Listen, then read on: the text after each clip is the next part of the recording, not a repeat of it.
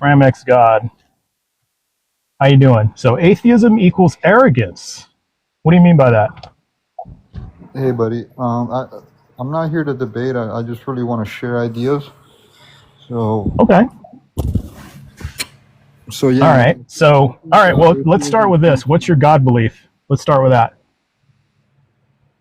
What's my God belief? I believe in intent and a creator because we were designed with purpose, and we have organs to procreate. And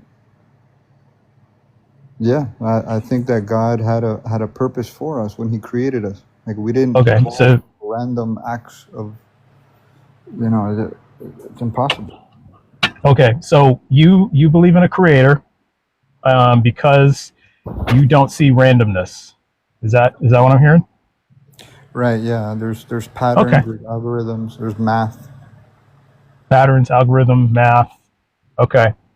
And how confident are you that this is true?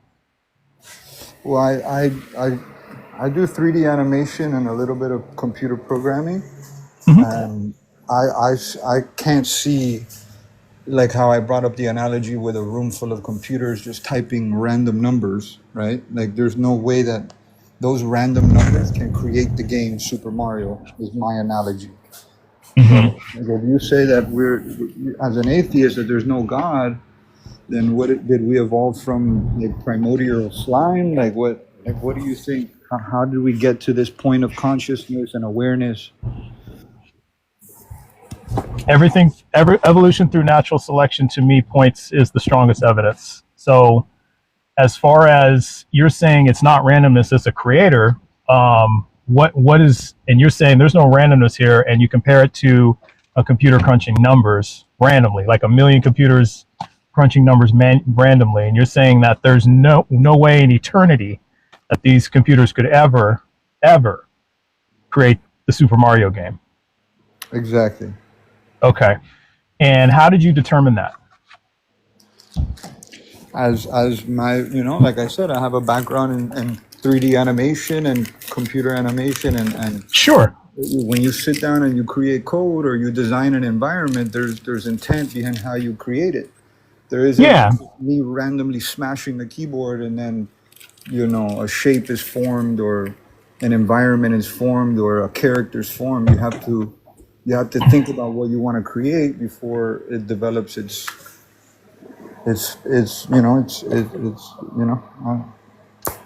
What's the difference in your mind between randomness and accident and intentionality?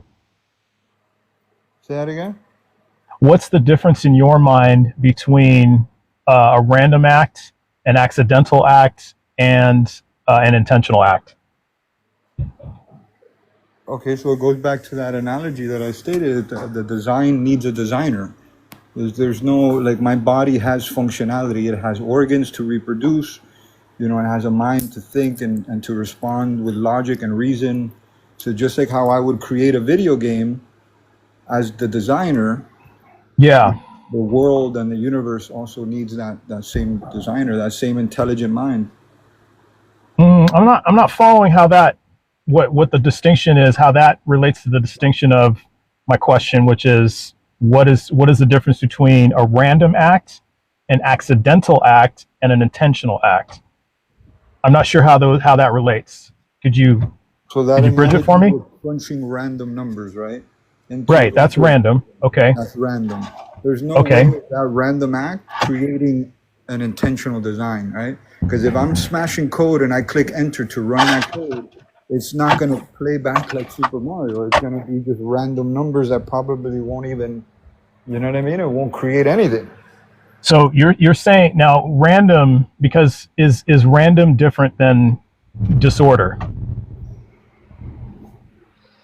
I mean, there's disorder and chaos in nature, but I'm saying, like, with our existence, I don't think that is plausible. Like You don't think it's plausible? Okay. Yeah, like So are you familiar with the two-pronged test for logic, like logic and reason? No. Okay. So if you want to say something is not possible, or the two-pronged test for logical possibility. So if you're saying it's not possible, it's not logically possible, there's two things you can apply to it. It's either self-contradictory or it's logically absurd. So let's start with self-contradictory. How is randomness self-contradictory? I mean, randomness in what form, though? Like in creating our existence? Well, in any form. Because if you're saying randomness can't create exist, okay, well, we'll take that. How is randomness can't create existence self-contradictory? Can you explain your definition on self-contradictory? Are you saying that I'm contradicting the fact that something random can't create life, or I don't? Self-contradictory means that the term itself it contradicts itself, such as a squared circle or a married bachelor. So does that make sense? Right. So how okay. is self-contradictory?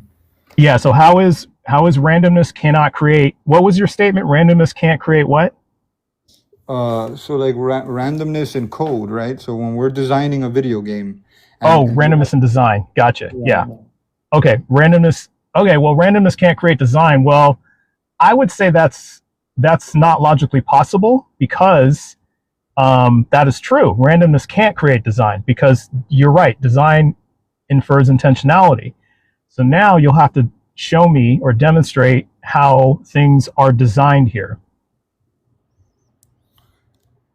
Okay, so I kind of use the video game analogy. I do think that this experience that is in front of us is kind of like a video game. You know, like we're given a set of rules and parameters and like gravity and water and all of these elements that are designed into our environment that we interact with, that it's not random. Like if you can explain where gravity comes from or how gravity exists or where water comes from or how water was created or through randomness, then maybe I'll be like, oh, okay, he has a point here. Okay, so what you're saying then, if I hear you correctly, is that science has to explain everything for you to reasonably conclude that there is no God. No, what I'm saying is that science only understands a very small percentage of the universe creation to be able to say and fully like be confident on that there's no God. So how does that demonstrate a God? If science can't explain things, how does that demonstrate a God? Because I think what I'm saying is more logical. Like with my back to my analogy of the video game, like that makes more sense to believe than understanding only 5% of the universe and how it was created and just coming up with the statement, hey, there's no God. Why don't we, Well, that's not what I'm saying. That's not what atheism is. I mean, there are some people who say atheism is locked into your five senses and only using what's observable truth to define your reality. And I think that's wait. All right. Okay, let's back up. What is your definition of atheism? That there's no God, that there's no purpose to life, that we were created through random acts in the universe, like the Big Bang and all these theories that science comes up with because they don't have. No, I got to push back on that. Here, let me tell you what the definition of atheism is. Atheism simply is a lack of belief in a deity. That's it. It's just we just don't believe in a God. Now, there are some people who will say there is no God. They will emphatically say it. But there's people like me who say, well, I don't know for sure. Yeah, but therefore I don't believe. That's agnostic, no? If you're saying you don't know, then you're kind of in the middle. Atheism is I don't know, therefore I don't believe. Okay. So let me ask you, do you know for a fact that there are little blue men living in the middle of Venus? Whether or not? Yes or no? Like, do you know for a fact? No, but I'm still open to believing that there might be because we haven't traveled outside of our. Do you believe that there are little blue men living inside of Venus? Well, to believe is to not really know. Like to have a belief, to know. Right. To believe. Okay, so if you believe in God, you don't really know. Exactly. I know that there's a God based off of my. You know that there's a God. Okay. Okay, so if somebody said to you, "Do you believe that there are little blue men living inside of Venus?" Yes or no, you would just say, "Oh, maybe." Are you serious about that? Well, with understanding the vastness of the universe and how we're kind of like a grain of sand compared to Yeah. what's really out there, I think I would rather leave the possibility open than just saying, "Hey, no, there's no little blue man on Venus." Do you believe in Santa Claus? But what's your? Are you saying like, oh, just believing into something doesn't mean that it really exists? Is that what you're trying to get Well, at? I'm what I'm trying to do is probe what you mean by believe, because it seems to be a little bit nebulous. Like it kind of changes depending on what you're talking about. So that's why I'm asking you, do you believe in Santa Claus?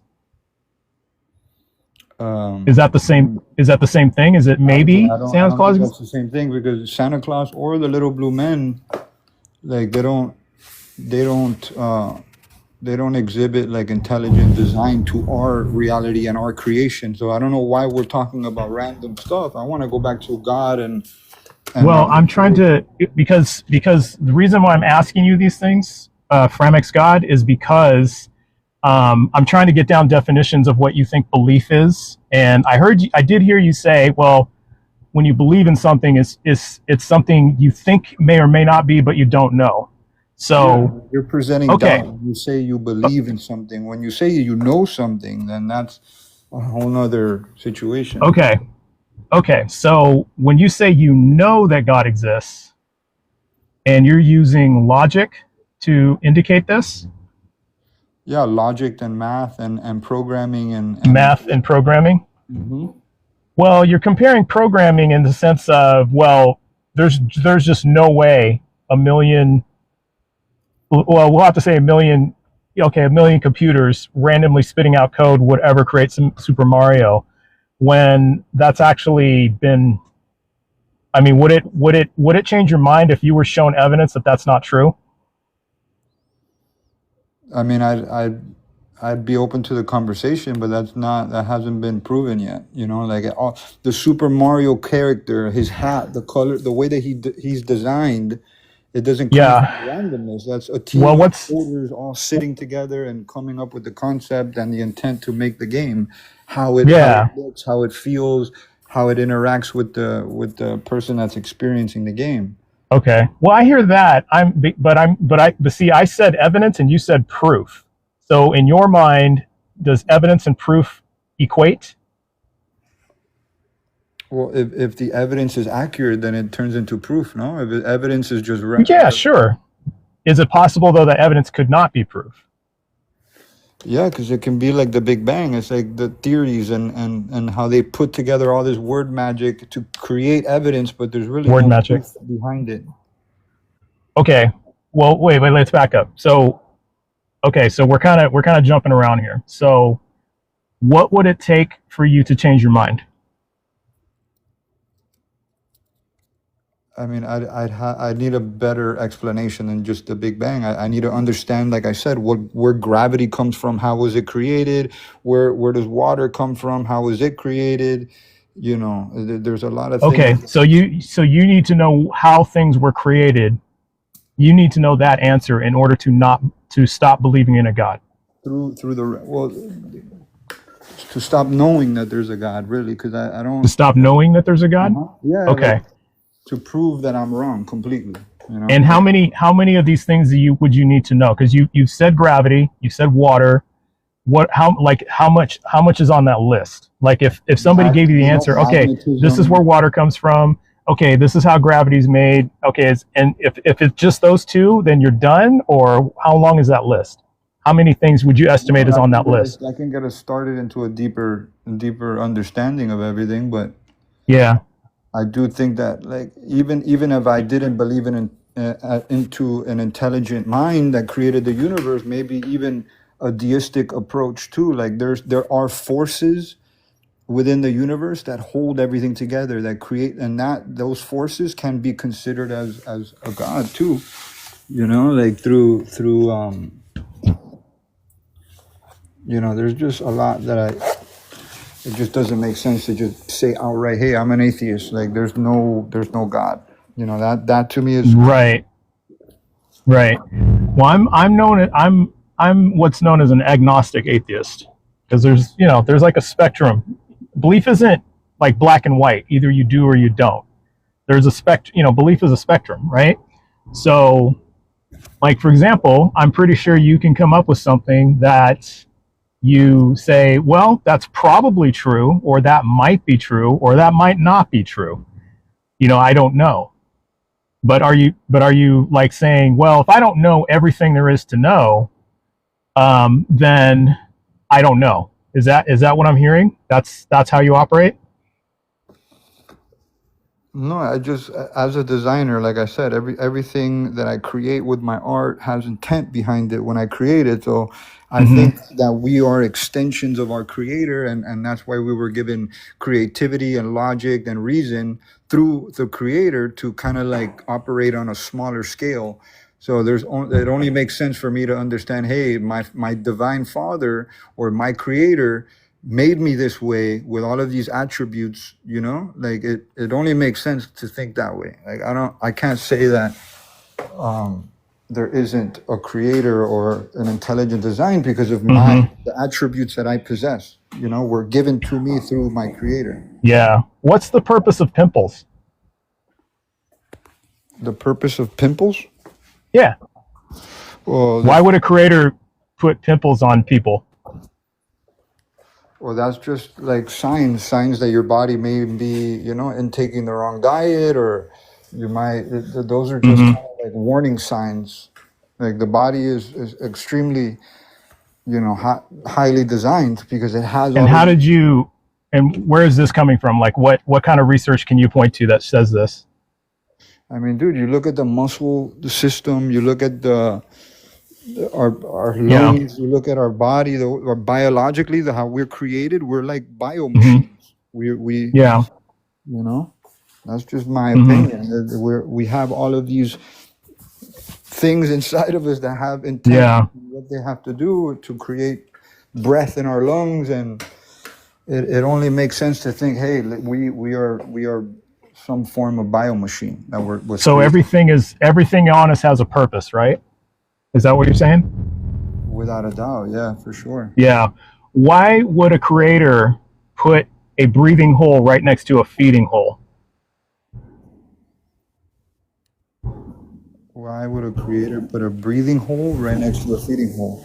Yeah, so there's always a risk of choking. So because our esophagus and our airway are right next to each other, right? And the only thing that prevents us from choking every time we take a bite to eat is a little flap of skin that covers the airway, right? Well, right, wouldn't it be why would a creator put it there? Because we're programmed with innate, like picture like a baby when it's born and it has to latch onto the mother to feed milk. We're already pre-designed with innate, not to breathe when you're eating, brother, because you have that programming inside of you, just like how a baby comes out of a womb and it already understands how to latch and drink the milk. Then why do babies choke, and why do people choke? Why do people die of choking? Asphyxiation. If we innately know this, then why do people die of it? Or unalive, excuse me. Why do people unalive from choking? There's accidents that happen. There's things that go against the design, whether the person wants to choose something that doesn't fit inside of their esophagus and they choke on it, but for the most part, I think we've done a good job with surviving throughout the time and not choking and not like wiping out the human race because we all choked to death. Right. Programming in us, we have. But doesn't that seem a bit inefficient as a design? Like, why would you create a choking hazard like that, like a risk of choking? Why would a designer do that? That's what I'm asking you. Why would a designer do that? That's like why not? That's like an ant trying to figure out why the universe is the way that it is, right? We were created with specific parameters. Oh, come on, that's a cop out. That's a cop out. You gotta come up with something better than that. I mean, come on. If you're gonna emphatically say we are designed, then that's a flaw in the design, wouldn't you say? Isn't that a flaw in the design? Because why wouldn't you're trying to understand things that are above your, above our comprehension, above our pay grade. I got it. Brains are programmed to understand how to live and how to procreate and how to experience our environment. You're sitting here questioning God's design on why our esophagus, like it's just too much. It's like an ant trying to figure out what's going on. Wouldn't you just at least admit that is inefficient? I mean, is that honestly how you would design a human? You would put the breathing next to the eating so that there's a risk of choking? You would honestly do that? I mean, like I said, if I program the human with specific parameters that they're born with, innate understandings on how to survive, then no, I wouldn't, because I already understand, hey, I have the software in the brain already that teaches them, hey, don't do this, don't do that. If you go against the software, then yeah, you're going to choke and you're going to die. So then why wouldn't God reprogram that? I mean, that sounds like that's a bug, right? So why wouldn't God reprogram us with updates? Like put in a software update to fix that. There's such thing as adaptive evolution that I believe in microevolution. Maybe over time, if enough people start choking, then we'll through that situation, we'll create something and we'll evolve into a more advanced species. But until then, I don't believe in macroevolution. How slime can turn into pure consciousness and how. But why would God do that over time though? Why wouldn't He just start creating people with just say, okay, that's not working out so good. Let's just separate these. Let's just put them far apart just to make sure that nobody chokes. But why would you have to do it over time, over adaptive evolution? When you're creating art, it's a process, right? You go through refining your art and your design through different versions, right? So maybe that's what it is. Like we're just version 1 and He's refining us through our experience, through the environment that He created. He's going to make updates and create software updates, and just throughout time we'll become more advanced. Just like how I sit here and I edit a music video, or I sit down and I create an environment. It's not the first edit that I create. It's not like, oh, it's perfect. No, I have to sit there for days until I refine that art into something that I feel is better and more efficient. I hear you. Could you see how that would be an insufficient answer, just like you want a better answer for why does water exist? Why is water wet? Why is there gravity? And I'm asking, well, why are the eating and breathing holes right next to each other? And could you see that that's the same insufficient answer that you're demanding? No, I think I gave a pretty logical response on both ends. Okay. All right. Well, hey, thanks for coming up, Framex God. I'm going to move on to somebody else, but I appreciate the civil discussion. For sure, bro. Have a good one. All right. Have a good day.